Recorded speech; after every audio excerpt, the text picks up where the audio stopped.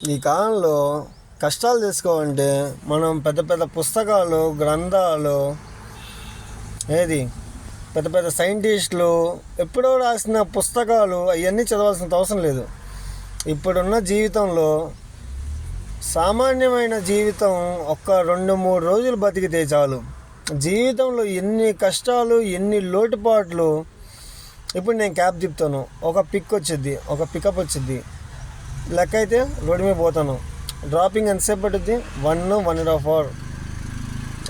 ఒక 5 కిలోమీటర్స్కి 1.5 అవర్, లేకపోతే 10 కిలోమీటర్స్కి 1.5 hour time పడుద్ది. 10 కిలోమీటర్కి ఎంతసేపు పోవచ్చు మనం? 10 మినిట్స్, లేకపోతే 15 మినిట్స్, లేకపోతే 20 మినిట్స్. 1.5 అవర్ అంటే ఎంతసేపు? 120 మినిట్స్ ఎక్స్ట్రా సేపు పడుతుంది. అప్పుడు ఆ ట్రాఫిక్ సొల్యూషన్ ఎతకాలి. ఇలా సామాన్యుడు పని చేస్తూ ఉంటాడు. ఆ పని చేసే దాంట్లో వాడికి కొంచెం ఈజీ లైఫ్ ఇచ్చేలాగా సొల్యూషన్ ఎతకాలి.